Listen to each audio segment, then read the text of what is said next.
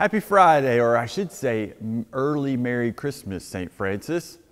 This is not your last Friday finale of the year, but second to last Friday finale of 2022. It's hard to imagine we're there, but more importantly, here we are. Christmas is tomorrow. Christmas Eve is tomorrow. Christmas Day is Sunday.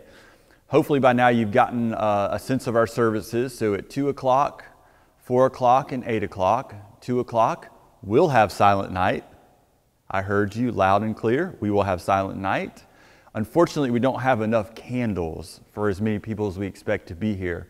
So we won't be able to light the candles, but hopefully having Silent Night will still be a special moment for us to share at 2 o'clock. We have baptisms, but it is a traditional Christmas Eve liturgy. 4 o'clock, children's pageant. It's going to be packed. Come early and have a special seat and enjoy a wonderful show. 8 o'clock, what used to be the midnight mass. And some of you ask, why don't we do a midnight mass? And unfortunately, what we've noticed, if we're not a downtown church, and this has been true of every church I've served, if you're not a downtown church, those later services just seem to dwindle, where nobody's coming. And people are coming earlier in the day. So that's why we have an 8 o'clock. So it's going to be your traditional Christmas Eve, your later service. It'll be at night, it'll be dark, and we will light candles for Silent Night. So I hope you'll come join us. Most importantly, though, I want you to remember this Christmas season that I know we hear that the reason for the season is Jesus. And this is true, but it's so much more than that.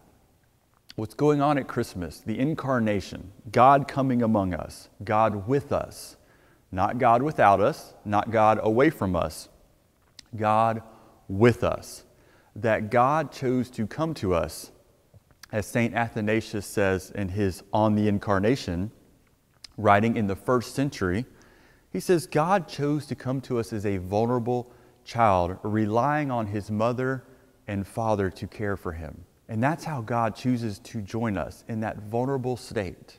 And then out of that state rises up to free us from ourselves. So when you are thinking about and opening those presents on Christmas, I want you to remember the joy of the season.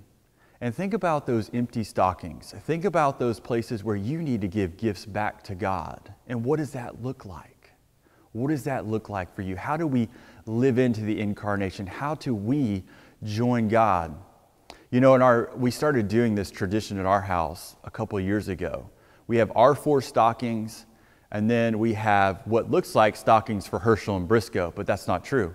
One of them is for Jesus. And we imagine, and sometimes literally, put things in Jesus' stocking as a reminder to us about how we respond to this immense love that God has for us. And that's what the season's all about. It's about living into the joy, sharing the good news, holding each other, supporting each other, being with those who are down and out and left out. Maybe you have an empty spot at your table, and maybe there's somebody in the church you can invite to come have Christmas dinner with you. Who knows? Maybe you're a family that goes and serves. You know, the Yawns have struggled to find, just because of our small children, opportunities to serve. But one of the big things we try to do is go to Wolfson's Children's Hospital, read stories. This year it won't happen. It's a whole nother fiasco, but a good one on their part, not anything bad. But it's something we try to do. And that's really what the season's about, sharing that love, recognizing that God chose to come among us, that God's going to free us from ourselves. And it starts not as we expect, but as a babe in a manger in the middle of a nowhere town known as Bethlehem. And that's where God chose to enter into time and space and free us from ourselves. So my brothers and sisters, as we gather, if you're somebody who's been here often, I want to encourage you to think about, when you're here, how do you welcome those visitors into our spiritual home? What does that look like? Maybe you consider parking on the grass, showing people how to do that, lining our cars up. Is it helpful to help people find the restrooms, help them find a seat, squeeze in? This is probably not the day or time for us to reserve seats for ourselves. It's probably the time for us to open up. Maybe we're the ones who are going to have to stand, or maybe we're the ones who have to move to the overflow, because we want to make sure that we're sharing this wonderful story of Jesus with those who choose to show up to St. Francis for the first time. And I know we're going to do it well, because we've been doing it well all year long. So this is the icing on the cake, the great finale. So I hope you and your family have the most blessed and joyous Christmas, and that you will be here singing those Christmas hymns with us.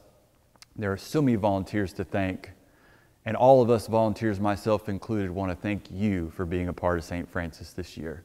God bless and Merry Christmas.